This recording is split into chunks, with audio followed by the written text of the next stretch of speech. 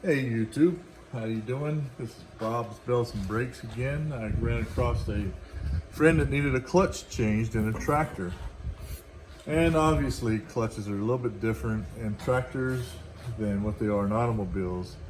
And I had some experience in school with this, but not much. This is called a dual clutch setup. It's a dual purpose clutch. It drives two separate components. One component drives the PTO.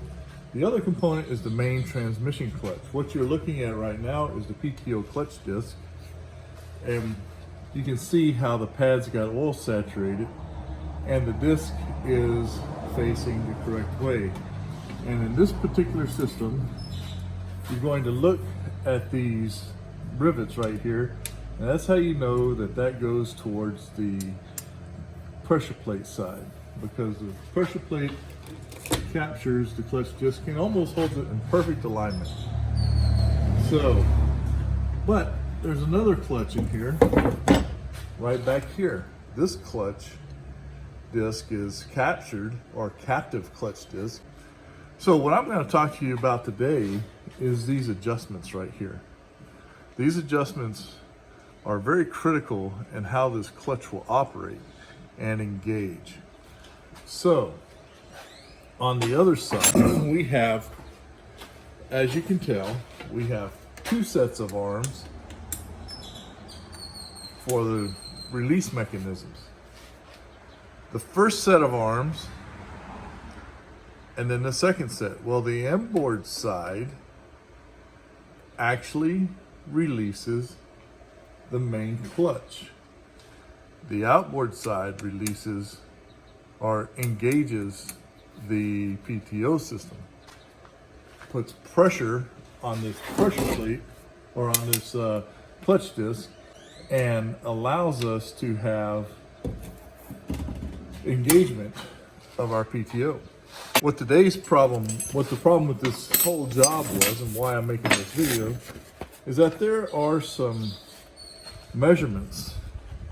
If you can see D and D1, that's coming from the flat surface of the flywheel to these arms. D1 goes to the inner arms, D1 goes to the outer arms, and D goes to the inner arms. Those measurements are right here for D and D1. It tells us the measurement comes from the friction surface of the flywheel to the release fork. Now, what I've got is this measurement right here for my D measurement. I had the flywheel trued up, and it only took 4/1000 to have it trued up. Being that it's an oil-soaked flywheel, that's usually the case. So the next thing I'm going to do, now that I've got this guy set up, I am going to set up my other measuring device, which is going to be kind of crude, because you're going to go, oh wow, that's not accurate. Well, when I talked to the guys and I read the book, it says an approximate measurement. So what I'm going to do is I'm going to take this right here, this measurement right here, and that's what I am going to use. I'm going to lock it down. I come over here and I see that my arm is nowhere near where it needs to be. I start adjusting.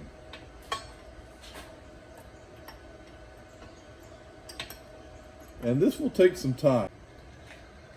Okay, I'm getting closer now, so I can show you. So what I really did is I make sure that my square is in the clutch disc against the drive. Now, where the main drive shaft, main transmission drive input shaft goes, now I can feel my yeah, right there. You see, that's all I'm doing. I'm just getting it to feel on there. So to make these adjustments, I took a closed-in wrench and I really shaved down a little bit to where, because it really gets close to the to that captive pressure plate, and I wanted to be able to shave it down and get it right. So once I've got this close, I go ahead and 2-wrench it. So what I've seen there, now I've noticed that it moved. See, I can't sweep it. It's close, but it did move.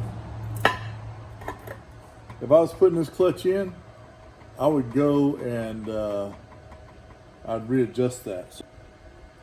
And this is all in how you get around all these special tools that you gotta have according to New Holland.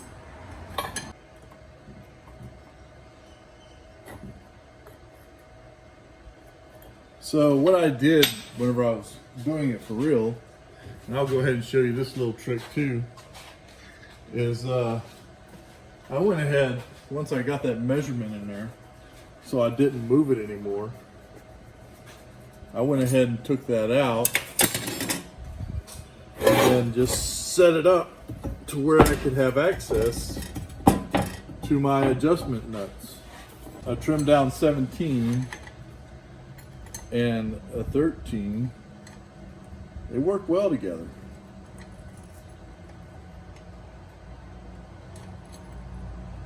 Of course, with all the right factory tools, you'll be able to do it in a heartbeat.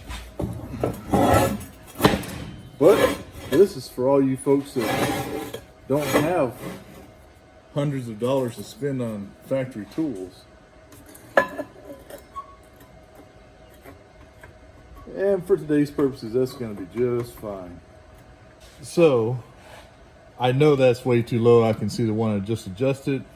So I'm just going to be over here adjusting this. Okay, YouTube, I'm back with you. I went ahead and, it's nothing to turn a bolt, so I went ahead and got that done for you. And then, again, the double wrench method. We got to start locking this guy down. And once you got it tight, again, just come back over here. Verify it. That's it.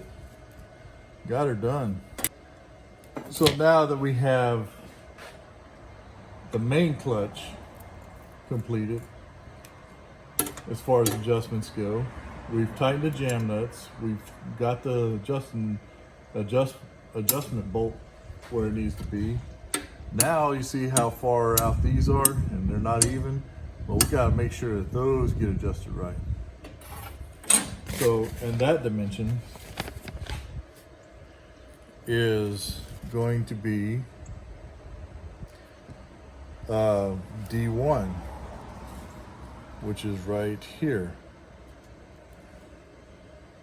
So there's my overall measurement to include my depth for machining.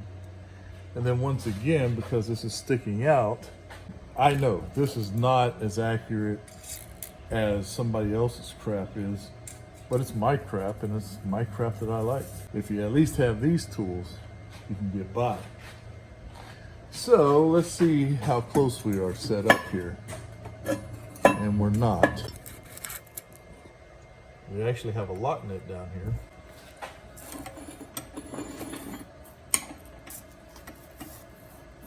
Now this is actually putting tension on the main clutch.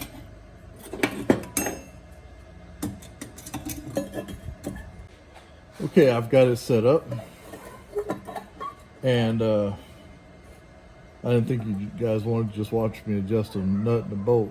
And you'll look down here, you will see that the nut is actually protruding. The bolt's actually protruding. Now on the new clutch, because the spring, or on this old clutch, because the spring is compressed more now, you got more threads showing. And if a clutch needed an adjustment for the main transmission, this is where you would do it. That spring provides all the tension to drive the main transmission. And here's your captive pressure plate system right here. Anyway, so that's how you adjust these. And that one's out. And that one's out. But you got to keep going back and forth until you get them all about the same.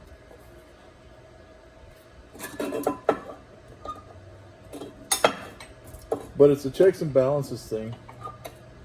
And again, you don't have to have a perfectly smooth surface or a true flat surface. But that's where I am with it. You see, as we get closer and closer, each one of these arms are going to need a more and more finite adjustment.